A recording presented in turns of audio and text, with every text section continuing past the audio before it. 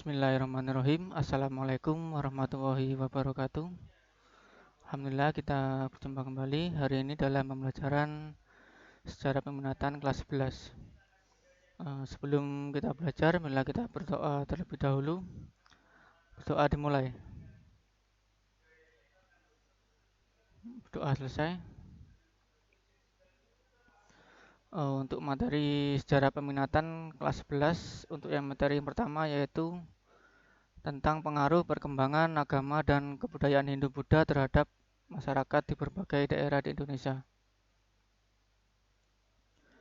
Adapun tujuan dari pembelajaran hari ini adalah untuk mendeskripsikan teori masuk dan berkembangnya agama dan kebudayaan Hindu-Buddha di Indonesia. Kemudian untuk menjelaskan faktor-faktor yang menyebabkan agama dan kebudayaan Hindu-Buddha dapat diterima di Indonesia. Kemudian yang ketiga, untuk menganalisis pengaruh Hindu-Buddha dalam bidang filsafat, politik, ekonomi, sosial, dan budaya. Yang pertama kita pelajari dulu tentang teori masuknya agama Hindu di Indonesia. Jadi agama Hindu itu masuk ke Indonesia dibawa atau dikemukakan oleh 5 teori. Yang pertama yaitu teori Brahmana. Kemudian teori Ksatria, yang ketiga teori Waisa, yang keempat teori Sudra, dan yang kelima teori arus balik. Kita bahas satu persatu. Yang pertama yaitu teori Brahmana. Jadi teori ini dikemukakan oleh Van Leur. Menurut teori ini, agama Hindu itu masuk ke Indonesia dibawa oleh kaum Brahmana. Jadi mereka datang ke Indonesia itu diundang, kemudian sambil menyebarkan agama Hindu. Kemudian yang kedua yaitu teori Ksatria. Ini dikemukakan oleh Nehru dan Majumdar. Menurut teori ini, agama Hindu itu masuk ke Indonesia dibawa oleh para ksatria atau prajurit. Jadi mereka itu melarikan diri karena peperangan di negaranya sana atau di India. Mereka melarikan ke Indonesia dan di sini mendirikan koloni dan sambil menyebarkan agama Hindu. Itu menurut teori ksatria. Yang ketiga menurut teori Waisa. Ini dikemukakan oleh N.G. Krum dan R.K. Mukherjee. Jadi menurut teori ini agama Hindu itu masuk ke Indonesia dibawa oleh para pedagang.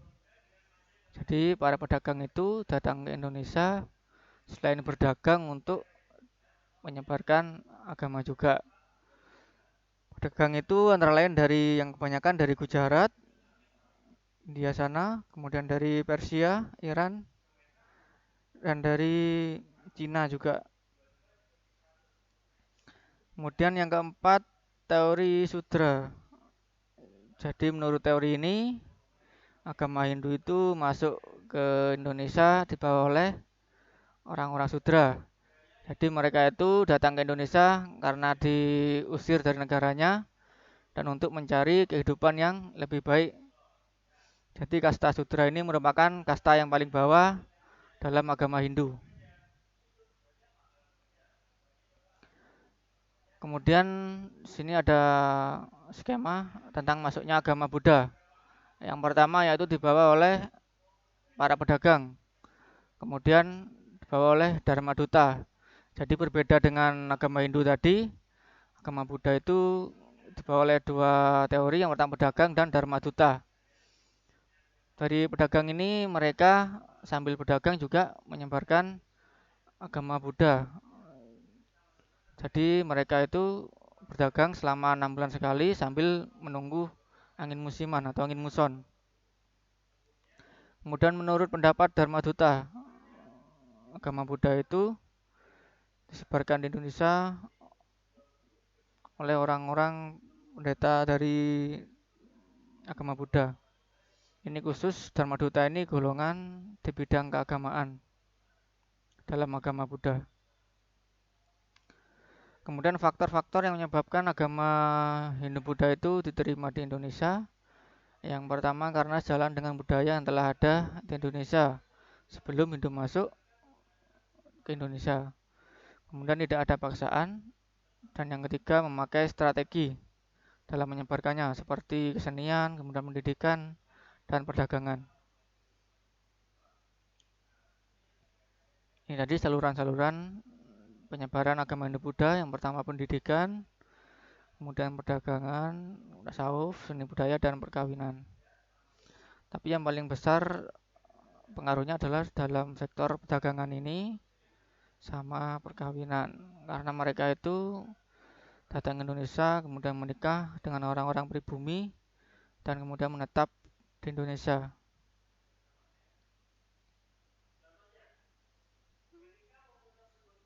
Ini dalam agama Hindu dikenal ada 3 dewa yang sangat dipuja, yaitu disebut Trimurti, yaitu yang pertama Dewa Brahma, kemudian Wisnu, dan Dewa Siwa. Jadi ketiga ini oleh orang-orang Hindu sangat dihormati. Kemudian agama Hindu juga mengenal kitab yang bernama Kitab Weda, yang dibedakan menjadi 4, yaitu Rig Weda, Sama Weda, Yajur Weda, dan Antar Weda.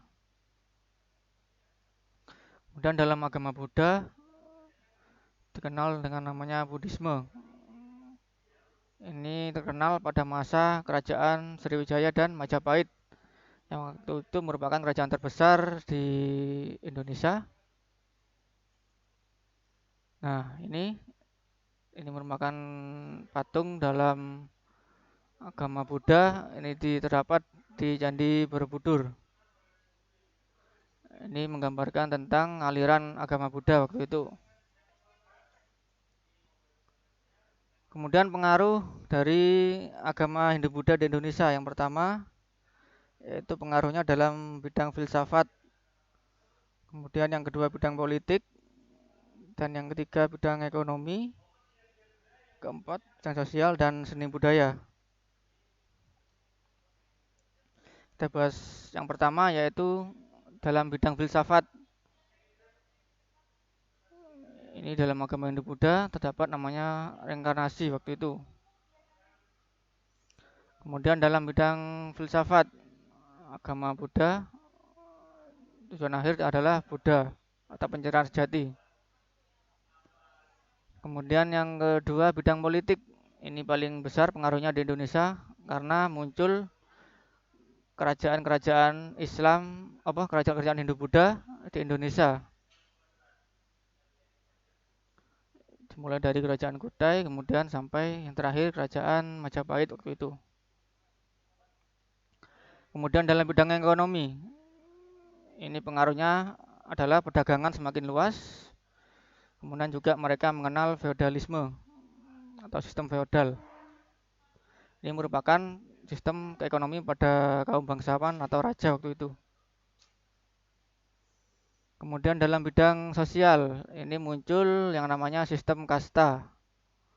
Jadi dalam agama Hindu itu ada yang namanya kasta. Yang pertama yaitu yang tertinggi kasta Brahmana, kemudian kasta Ksatria, Waisya, dan yang terakhir kasta Sudra. Dan yang terakhir adalah dalam bidang seni budaya. Ini berkembang yang namanya huruf Pallawa dan bahasa Sangsekerta, yang waktu itu untuk atau dipakai dalam penulisan prasasti, kemudian kitab dan sebagainya. Kemudian juga ada yang namanya seni bangunan dan seni patung. Ini terdapat dalam candi-candi, baik dari candi Hindu maupun candi Buddha waktu itu. Ini peta-peta penyebaran agama Hindu-Buddha waktu itu. Yang pertama ini Islam modern, kemudian Islam tradisional, Protestan, Katolik, dan Hindu yang berwarna merah ini. Terdapat di Kalimantan sama di Jawa Barat waktu itu. Dan Buddha ini sekarang terdapat di Sriwijaya sana, Sumatera.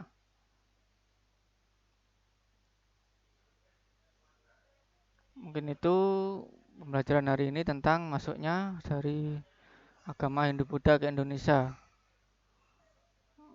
Untuk tugasnya kalian coba kerjakan 2 saja ini. Yang pertama, sejalan dengan budaya yang telah di Indonesia. Kemudian Ini tugasnya kalian coba kerjakan dua saja. Yang pertama, latar belakang masuknya agama Hindu Buddha ke Indonesia.